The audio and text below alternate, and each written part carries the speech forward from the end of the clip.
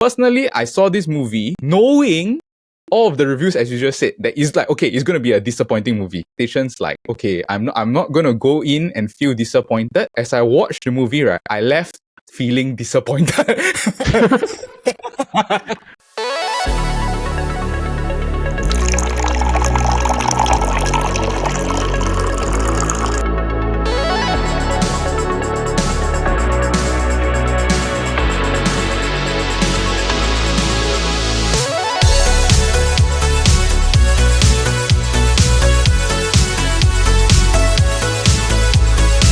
What's up? What's up? What's up? Welcome to our coffee shop. I'm your host, LETDOWN, and welcome to another episode of the KopiBros show presented by the Chit Podcast Network. Now, for those of you that are tuning in via YouTube and this other podcasting platform, hi again. Thank you so much for giving us a try, for giving us a listen. We're just a Singaporean duo that are feeling disappointed. What the F is this shit? This is becoming a weekly occurrence for me. I'm like just disappointed on football kaki, then I'm coming here to be disappointed again.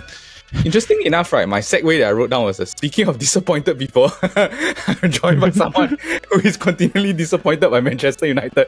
I'm joined by Elder. I am forever disappointed by the club. But I'm sure you had a much better weekend considering that there was no football this week, right? I mean, there's no recurring nightmare going on lah. So I'm okay, but this week might be a different story altogether. Yeah, but as you can see from our thumbnail, you know that this week we're going to be talking about disappointing movies, TV shows, and video games. And the reason why is because Joker Folie, Deux, I think that's how I pronounce it, Joker Part 2 has been officially out in cinemas. And this movie has been labelled by a lot of people as one of the most disappointing movies of all time.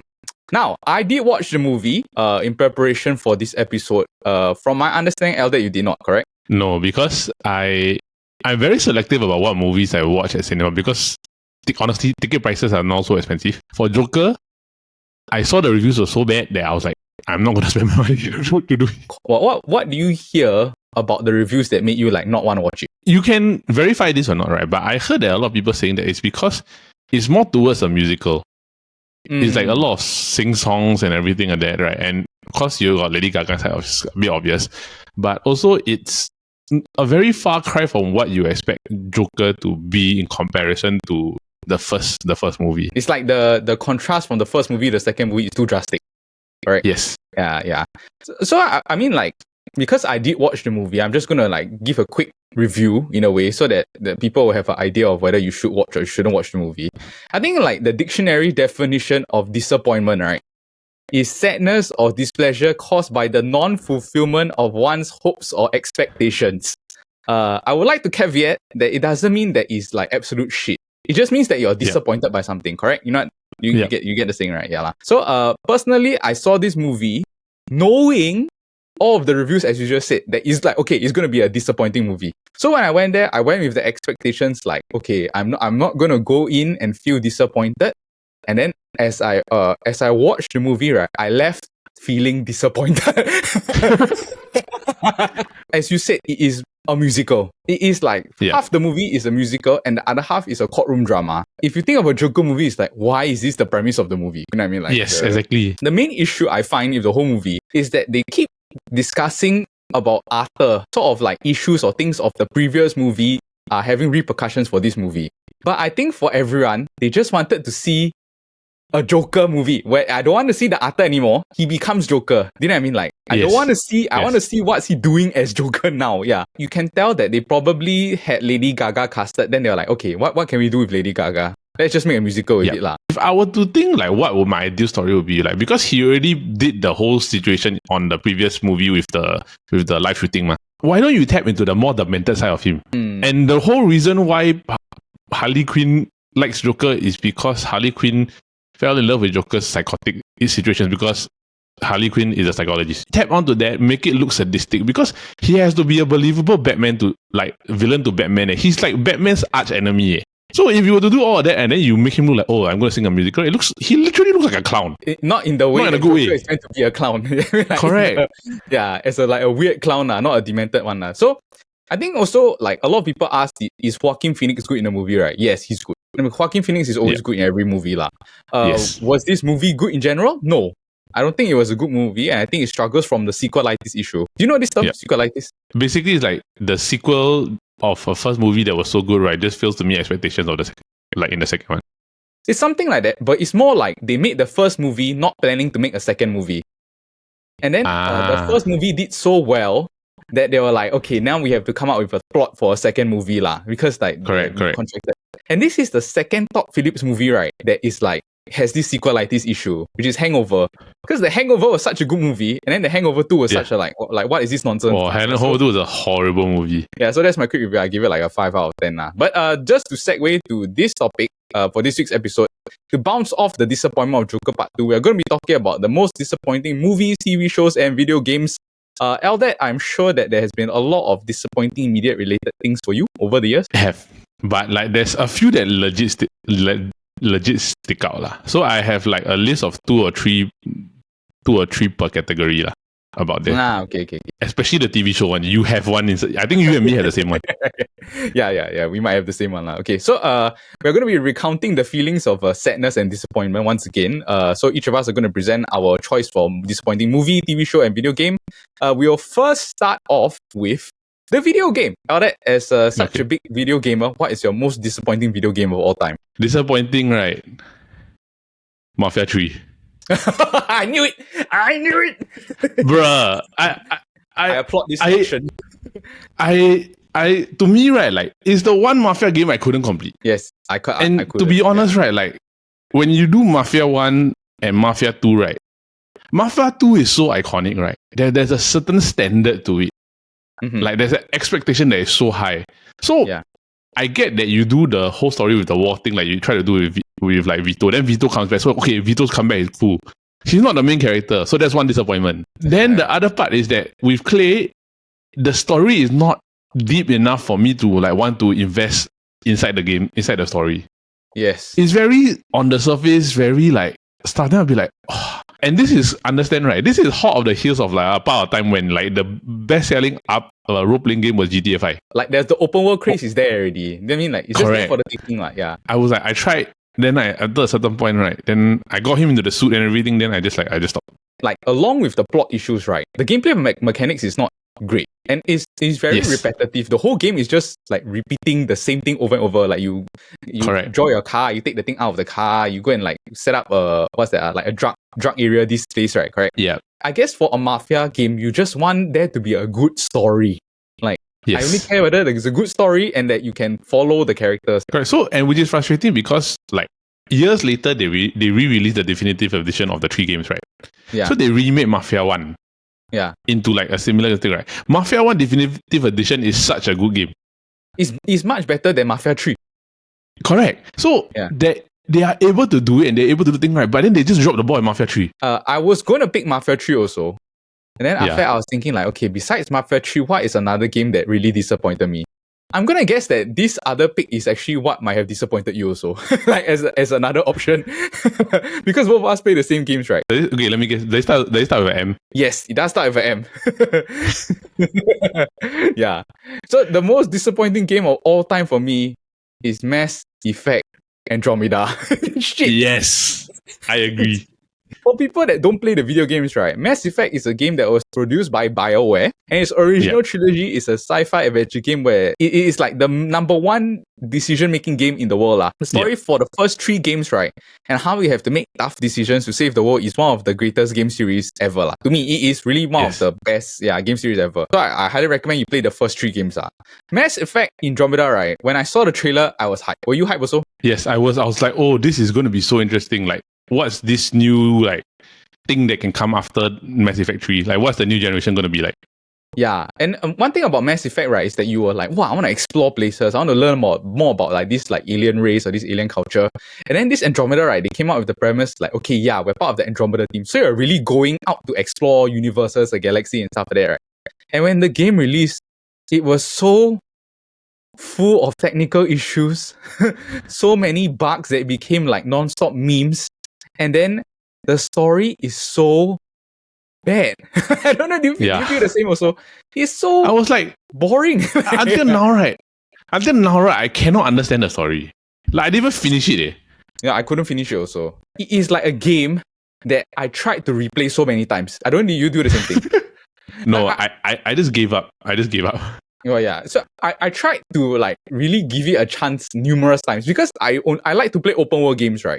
Yeah. So I was like, okay, I played Sleeping Dogs already, I played Mafia, I played Red Dead, like repeat already, right? I'm gonna try and give this a go because I technically haven't played the game. Bruh, the first level, right, when you get to the planet, it's damn freaking long and boring. Then I'm like, no, I cannot say. When you play Mass Effect 1, Mass Effect 2, Mass Effect 3, the first mission usually is quite short. Or like the first two missions is usually not so long. This one felt like an eternity. And the thing that really attaches you, right, to the first game, the first 3 games, right, is that you love all the characters. You love the main character, Shepard. You grow a bond with all of the crew members and you feel like, okay, this is my crew. When you play this game, you're like, I don't give a shit about the main character. Yeah, same. I could care less about you. Like, yeah. You're a more boring character, yeah. Like, I think the name of BioWare dropped a lot because of that game, no? Yeah. How glitchy it was, how bad it was. This one's a quick one. The Avengers video game. Oh yeah, it's bad. It's bad as well. It's like the hype was so big because it was like, oh, you can co-op as different superheroes and everything like that, right? But when you actually play it, it's so clunky. After I did the first few missions, I was like, oh, this is so stupid. I'm not going to even try to do this, right? Then when you try to play as Iron Man, right? Iron Man is like, he's so hard to fly. Yeah, so it's not an easy game to play. Okay, that was our disappointing video game. Now we're going to transition over to disappointing TV show. We did discuss this beforehand, right? I'm not going to say like disappointing at the start also, but I think we can go into the idea that it's like a disappointing season or whatever lah. Something like that made it overall disappointing for you. So, Eldad, what is your pick for disappointing TV show? I think you and I picked the same. Okay, this disappointing TV show has so much promise, right? To a point where like the last season was so bad, I don't even bother wanting to watch it again. It's Game of Thrones season 8. It's high five. It is the absolute worst season of TV that I can actually remember, right? And it was such a letdown to a point where like the build up to everything was so good, and then it just gave you like shit. I actually, you can make the argument, right? It is the worst ending of like anything ever. And the issue is that the George R.R. Martin and HBO, right? They told the two showrunners, DB and Weiss, that it's like, hey, we want you to do more seasons.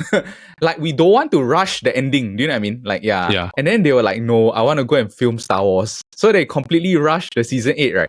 And you can tell watching it that it's like, they rushed it. They own self-wrote the ending. Like, they didn't follow any of George R. R. Martin's inspirations or whatever. Yeah. It was so bad to a point that I'm never ever watching Game of Thrones ever again. Same. I will never watch it again. I will never watch it again. Like, never ever watch it again. And the funny thing is, like, the book people, right? They reach the point where it's like, okay, we also don't know what's going to happen. You know what I mean? So the hype is really them, like, insane. And then they completely fumbled it. It's like the worst fumble in, like, media history, I feel. It's like basically in American football terms, right? Is that you're on the 1 yard line and you have a touchdown, you get hit in the middle of the air, you drop the pass, you fling the ball back like 50 yards, right? And the center takes out the ball and runs down to the end zone for a touchdown. And we will never get a hype of a show like that ever again because the circumstances is so rare. Where it was like the George R. R. Martin haven't finished writing the book, the showrunners, right, they caught up to the point where the book and the show was so good. Like, they were genuine to all the characters, they were genuine to all the plot points, they made all the cinematic stuff great, and then they completely shit the bed. So, yeah, I will never watch Game of Thrones again. But luckily for us, right, House of the Dragon is so far so good lah. Yeah. But the thing is that House of the Dragon, right, the good thing about House of the Dragon, right, is that there is an endpoint. Yes, and there's a source material that doesn't that you cannot material. So there's an endpoint with a proper source material rather than like Game of Thrones where there's no end of source material. So, but if I'm not mistaken, right, the showrunners, because of how bad season 8 was, right, they lost a Star Wars job, right? Yes, they lost Star Wars. In the end, also, it made you feel like the reason the show was so successful is because George R. R. Martin had good source material, and it wasn't because of the showrunners lah. Okay, last up, our last category is disappointing movie. The most disappointed movie of all time for you, Eldad, is Godfather 3. I agree with you. It's not very good. I think it is a movie that perfectly encapsulates the idea of disappointment. It's not a bad movie, but it is not. It's really like an average movie compared to the other two. It's like to me, I can't remember how long is it, right? But there was a very long gap between Godfather 2 and Godfather 3. I remember. At least like 10, also, 15 years. Yeah. Correct. You know me that my favorite two movies in history, right, is Godfather 2 and Godfather 1. Godfather 2 is first, Godfather 1 is second. So for me, when I was like, okay, I'm going to watch Godfather 3. Because this one, the thing, I remember I spent money, I go and buy the DVDs at the time we got DVDs. You all don't know what's a DVD, go and just Google what's a DVD. You fell asleep. After 35 minutes, I off the thing. I was like, what's this context? It's like, it doesn't make sense. It's like from such a great sequel, like, to probably, I think, what many call the greatest sequel in history. Yeah. And then Godfather 3 is just like, it's not horrible. It's just that you don't feel that they capture the character of Michael Corleone anymore because he's trying to get out, right? He's trying to legitimize himself. Yeah. Yeah. The thing that saves it, right, the movie most of the time is that Andy Garcia and Al Pacino, they're good. Like, they're still good, man. They're legendary actors. Yeah. So there are a lot of lines that Al Pacino, like, I still quote, like, just when I'm out, they pull me back in. Like, it comes from this Godfather 3 and stuff like that. But I think it was such a bad decision also to cast the Sofia Ford Coppola as the daughter of the. I was like, this is so bad. Like, her acting is so bad. You got what's your one? What's yours? Okay, so for me, right, I think it's more of a pop culture thing. I know I've said before, right, that actually I don't like the Dark Knight Rises, but because I feel that it doesn't capture the essence of the first two movies, and I feel that there are a lot of plot holes in it. So but I still can value it and say that it is like a good movie. But that is not the most disappointing movie for me all time, right? Because it is another Batman movie. It is Batman versus Superman. You watched this, by the way? I did. It's so bad, right? Like, it's such a horrible movie. It made me turn off on Zack Snyder already. Yeah, me also. It was like, this guy ruined like everything for me. Because the thing is that he changed the value of Batman. Yes, correct. Yeah. Like, Batman doesn't use guns, man. Then there's that one scene where he's just hitting everybody with like guns. Then I'm like, his story is like, oh, he's supposed to be a more demented Batman. I'm like, bruh, Batman lives by a moral code that he will never ever break. It's the two biggest superheroes in the world, right? And at the time, it was like you will never see a head-to-head. I mean, like maybe Iron Man and Captain America, the Civil War lah. Yeah. But I think this came out first, if I'm not wrong, right? And then the hype of it was like mad, because the review at Comic-Con, and then they show like the two Batman and the Superman logo overlapping. Because it is also a very famous comic, like the Batman versus Superman. When you watch it, you're like, first of all, the plot doesn't make any sense. The villain is horrible. Yeah. Completely wrong casting to cast this Jesse Eisenberg as Lex Luthor. I was like, what the heck is this? The Doomsday edition was also stupid. Over the top, the worst thing about the whole movie, right, is that the reason why Batman doesn't kill Superman is so stupid. Like the Martha, just because the same mom. I was like, what kind of BS is this, Zack Snyder? I'm like, are you serious? Do you go to like some kid writing class, creative writing class to go and learn how to write this plot? Compare it to all of the other Batman movies, right? Like the Nolan films. Even you compare it to like the Robert Pattinson Batman, where it's like a properly good, well-crafted script. Batman. It's like, and there's like a rogues gallery of bunch of Batman villains that you can include or like you can make use of or anything like that, right? And then to come out with this such a dumb plot line, I was like, this is so stupid. And you can tell, right, they were just trying to shoehorn it to make the Justice League movie also. Like, I was like, like what's the point? Yeah. I feel like that movie, right, literally destroyed the DC universe. Yeah, it did. The only good thing about the whole movie was that Gal Gadot was Wonder Woman. That's the only good thing that came out of that. And then I tried so hard to like the movie while I was watching the movie. I was like, oh yeah, maybe this part is not bad. Then I just kept slumping lower and lower to my seat. I was like, oh, this is so awful. It's so bad. Like, I was like, why? It's such a good idea. It's Batman vs Superman. I think I was watching it with Paul, if I'm not mistaken. Then both of us were just so disappointed when we left the movie. And the honorable mention, right? And I think you will agree this, right? I love the original movie so much, right? That when this movie came out and I watched it, right? Oh, it was so bad. Okay, it is from the Marvel Universe, right? And I deem this the worst Marvel movie in the history of Marvel movie. I'm saying Thor: The World disappointed me so much. Yeah. For me, the Ant-Man also disappointed me. The Quantumania, I was like, oh my god, it's so awful. It's horrible.